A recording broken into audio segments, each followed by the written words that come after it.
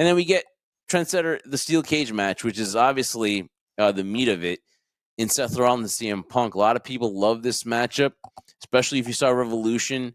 You kind of, and you're old school traditional fan, obviously you're going to appreciate this a lot because the cage was the business, right? It was the thing. It was the weapon. And you didn't see chairs. You didn't see tables. You saw a fight. It was personal. And was it the greatest steel cage match of all time? I don't think so, but this is definitely, to me, qualifies, though, for a match of the year early candidate from WWE. So you had Roman Reigns interfere. Obviously, it looks like they're going with Roman Reigns, CM Punk, and Seth Rollins. Before we get into our WrestleMania theories and analysis, just the match in general, would you put it as the greatest steel cage match of all time? I thought it was refreshing from after what we saw at Revolution with this match, old school. But what'd you think of it in general, and what do you think about the ending? I'll never call it the greatest steel cage match of all time, ever. I don't think it was.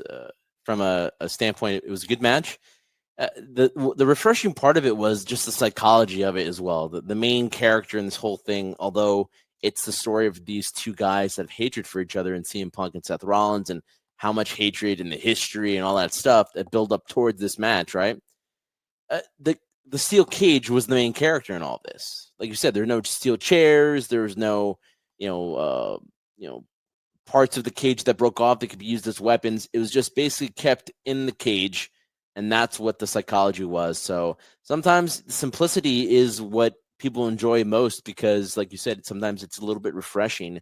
They don't have these gigantic spots that you're like, oh my God, I can't believe I just saw that. And then you look back at it like, was that really needed? Did you really need to do that? Because it meant nothing, because it didn't lead to the end of the match or the conclusion of what you're going to do. But for me, it was a good match. I liked it. In terms of the greatest of all time, I doubt it.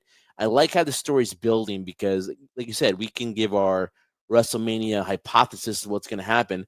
It looks like it's leaning in that direction, but ultimately, for three guys who were in the title picture last year or in that main event status, you could pit this possibly a triple threat match as a main event. But man, it's amazing how a year turns, where just weeks ago I was saying, oh, it looks like the CM Punk has so much momentum. He's going for the title. He's going after Cody. Seth, in terms of the momentum he was getting, like, you would think he'd be in the title picture at this vantage point, considering that he was injured last year's WrestleMania. And Roman, who's the most dominant champion of our time, or of our era at least, and now it doesn't seem like he's going for a title at all. It's pretty interesting dynamic here. Listen, it's the main event. You have three bona fide Hall of Famers, three, I would say, top people in the history of WWE right now. You can bet your ass that this is going to be a main event. And I can tell you right now, this is because Roman's in it. Of course, it's freaking Roman Reigns, CM Punk, and Seth freaking. Well, actually, not freaking anymore. It's Seth Rollins. If you look at the roster sheet, they've done a little bit of editing. So the same thing for Big Bronson Reed. Obviously, they're getting man. I'm gonna really suck. What do you call those? Not verbs. It's not pronouns. I guess adjectives. I don't know. That's a description. Forgive me, my English, is un poquito no bueno. So, but they got those descriptions out, and so, anyways, I regress. I think this is your main event, and I think that I don't think the females are going to main event the show. I think that you're going to see Jey Uso and Gunther night one open, and then you're going to see the main event be the triple threat with CM Punk, Roman Reigns, and Seth Rollins, which CM Punk gets his main event. Somehow he is in the main event. It is the last match, so I think you'll see that. Who wins, and plus the stipulation. So here's the thing, guys. I wanted to. You guys, for some reason, think that Paul Heyman has control of booking and he can put CM Punk in the title match. All you people that are saying that the favor is that he's going to put CM Punk somehow in a title match, he can't do that. He can. If Roman Reigns was the champion, he could give him a title opportunity or something like that, where he tells Roman something, or maybe he becomes his he becomes on his side. But Paul Heyman can't make matches or put him in anything where he right now, if the Punk was, if the favor was like, hey, Paul, put me in the matchup between Cena and Cody Rhodes, can't do that, right? He has no power. So that favor to me is going to be either he aligns himself for that night with with CM Punk, we see the reunion or something like that. But I just don't think I don't think Paul has the ability to put him in a championship match. It's not with Roman Reigns, right? So we'll see what happens there. But that to me, that's your main event for night one. And I do see perhaps I see the triple threat match because let's be honest, we're gonna see Rhea Ripley and Io Sky and Bianca Belair. That's gonna be a triple threat. So I'm gonna say that triple threat opens up night two, and your main event is gonna be Cody Rhodes and John Cena. What do you think about that? I agree with it. I feel like, and I said because Roman's in it, because it's obvious Roman's in it. He's going to be in the event, and CM Punk is finally going to live his dream of being the main event of WrestleMania. But let's be honest, guys, the main event of WrestleMania is the last night of night two, which was always Sunday. So I don't care. CM Punk fans are like, oh, he finally gets his main event. It's not for a title. It's for bragging rights. Okay, but it's night one. It is not. Well, but here you go. It's not the main event. It's the last match. If they consider Cody in the main event last year is twice, because they were saying he was like in the last 4 main events, like 39 and then 40, but they said 3. I'm thinking, where did you get the third from? And it's from night 1 of that WrestleMania. So technically, Cody Rhodes has been in 3 main events at WrestleMania where where he wasn't in 38.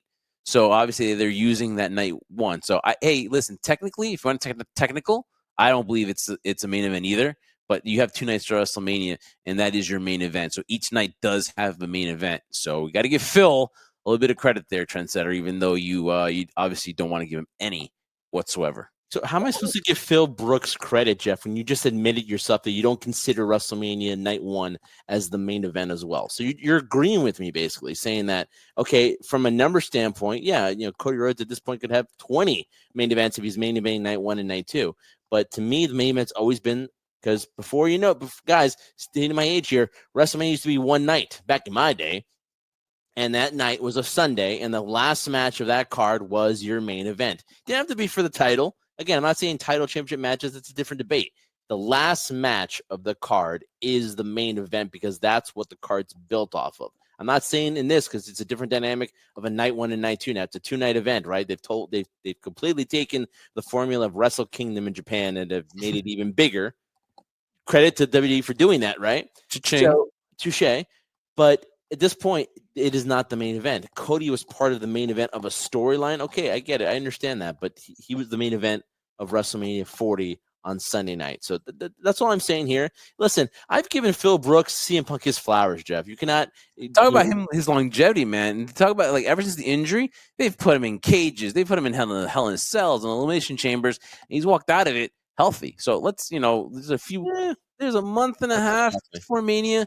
Keep our fingers crossed they can get to there, because this is his Eleanor, right? If you're a Gone in 60 Seconds fan, give him credit though. He's come back. He hasn't been on every single night, but the matches he's been in have been brutal. So I've given him his flowers. I've given him the credit where credit is due. I'm just saying that if he's going to main event night 1, to me, it's not a main event. He hasn't fulfilled his dream because he's even said himself, it's the last match of the final night.